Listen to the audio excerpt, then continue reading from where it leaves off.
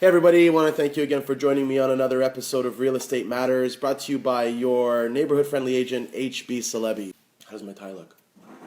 So I've been getting a lot of questions lately, like what's going on with the new mortgage rules and what's the future hold for real estate market here in Toronto, and I just want to take a second to tackle those questions.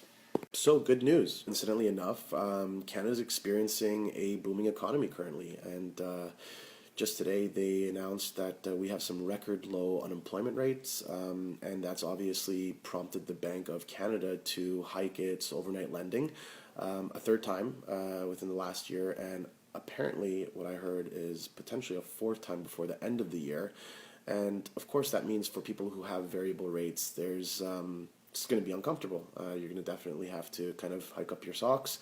However, the demand for homes still exceed the amount of supply there is in the market. As new lending rules may affect some people, it's definitely not going to affect everyone. So let me give you some context on that.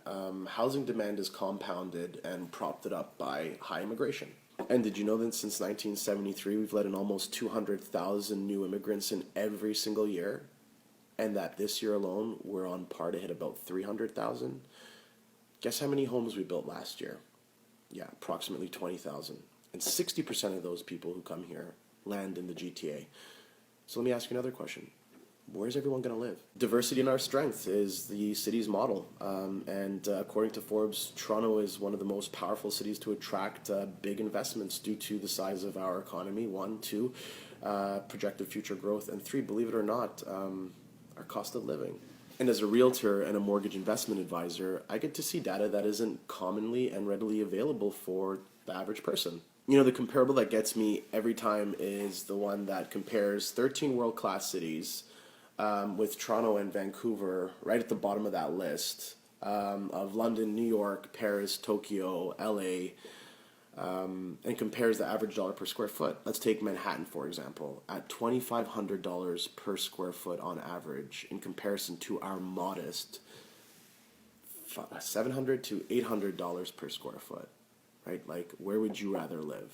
And now with Toronto beating Chicago out for the third largest city in North America with just north of 6 million people living in the greater Toronto area, it seems like the GTA is becoming a far more exceedingly interesting place to live. It's clean, it's tolerant, it's beginning to attract new business, the likes of Google, Netflix, and fingers crossed, Amazon's H2Q. Safe to say that Toronto real estate, GTA real estate is in good hands. Real estate is ever changing though. Up until 2017, we've had record-breaking year-over-year results, and 2017 was kind of in like a lion out like a lamb. We saw a lot of changes. Definitely experienced a softer landing in the resale market as new inventory goes online pretty much every single day.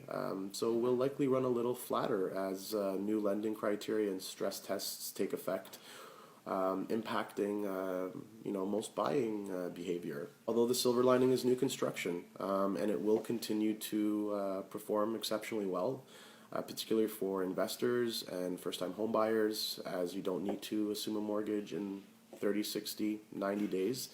And as scheduled payments become more reasonably spaced out and a little bit more comfortable, that's good news. So I want to end on a positive note. The GTA is resilient and is known to adjust to change very quickly. When they say hindsight is 20/20, and sure, there's going to be market volatility in stocks, bonds, GICs, mutual funds, RSPs, and even real estate.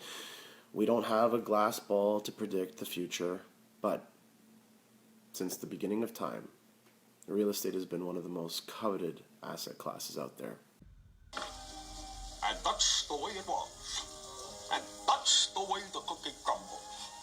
And that's the way I like it. As always, guys, if you guys have any questions or concerns, if you liked the video, please share your comments with me below. Until next time, happy real estate.